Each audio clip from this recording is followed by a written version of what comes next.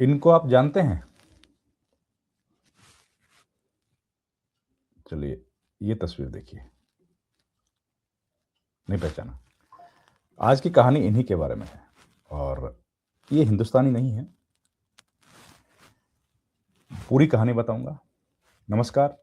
सबसे पहले आपको गणतंत्र दिवस की हार्दिक शुभकामनाएं। हिंदुस्तान के संविधान में, आईन में हमारे लिए जो मौलिक हुकूक हैं, उनका खूब इस्तेमाल कीजिए। वो हमारे लिए बने हैं और वो मजबूत रहें, सुरक्षित रहें और सदा सर्वदा हिंदुस्तान के लोग उनका उपयोग करते रहें। यही हमारी कामना है। आपको गणतंत्र दिवस की हार्दिक शुभकामनाएं। अब बातचीत की शुरुआत वहीं से। ये कौन है? पाकिस्तान के पहले वित्त मंत्री। भारत से कोई लेना देना नहीं है, आपसे तो बिल्कुल भी नहीं है और आज तो बिल्कुल नहीं है। लेकिन जिक्र करना जरूरी इसलिए है कि आज हम लोग जब देख रहे हैं कि भारत की जो गणतंत्र दिवस परेड है उसमें शामिल होने के लिए मुख्य अतिथि के तौर पर यूरोपियन यूनियन कमीशन के प्रेसिडेंट उर्सुला वॉन डेर हैं और यूरोपियन काउंसिल के president Antonio Luis Santos da Costa भी हैं। तो ये दो लोग आज मुख्य अतिथि के तौर पर शामिल हो रहे हैं। फिर हम ये फोटो किसी और की क्यों दिखा रहे हैं? भारत आजाद कब हुआ? साल 1947। भारत तकसीम कब हुआ दो मुल्कों में? भारत और पाकिस्तान कब बने? 1947। लेकिन उसके 8 बरस के बाद ऐसी घटना हो गई जिसको आज लोग यकीन शायद ही कर पाए। आज यकीन करना उस पर बड़ा मुश्किल है। यह तस्वीर है मलिक गुलाम मोहम्मद की। ये पाकिस्तान के पहले वित्त मंत्री थे। तो उससे भारत के गणतंत्र का क्या लेना देना? हिंदुस्तान एक गणतंत्र मुल्क बना साल 1950 में, लेकिन 1955 में जो घटना घटी उस पर आज 2026 में भरोसा करना बहुत मुश्किल है। लेकिन सच तो सच है, वो तो सामने आएगा और वही इतिहास का एक सच लेकर आपके सामने आए हैं। बरस 1955 आते आते मलिक गुलाम मोहम्मद पाकिस्तान के जो पहले वित्त मंत्री थे, वो 1955 आते आते पाकिस्तान के गवर्नर जनरल बन गए।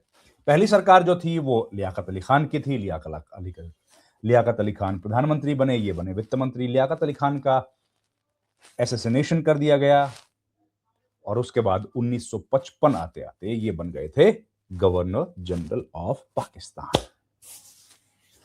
तो उसी साल इनको भारत में 1955 में मलिक गुलाम मोहम्मद को भारत की गणतंत्र दिवस समारोह में मुख्य अतिथि के तौर पर शिरकत करने के लिए इनवाइट किया गया और वो भारत के इस समारोह के मुख्य अतिथि बने।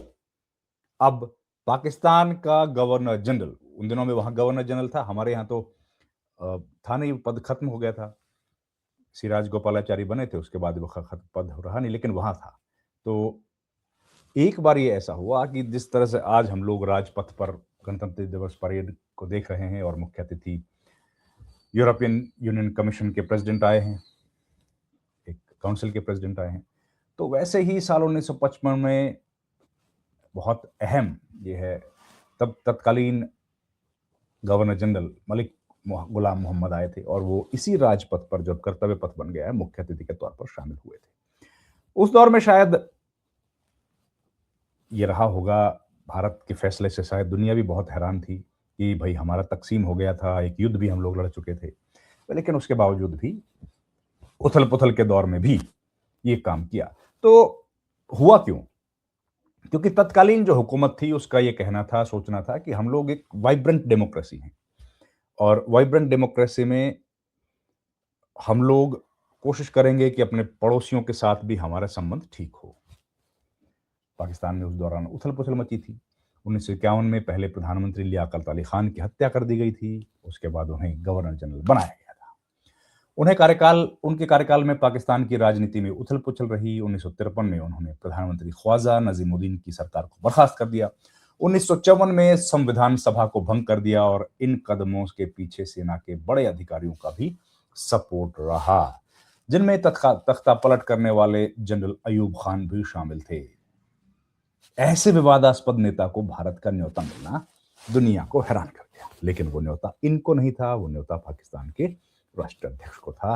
उन्होंने स्वीकार किया। मलिक गुलाम का भारत से भी नाता था। आजादी के बाद के तनावपूर्ण दौर में यह निर्णय न केवल साहसिक था बल्कि शांति की दिशा में एक बड़ा कदम था।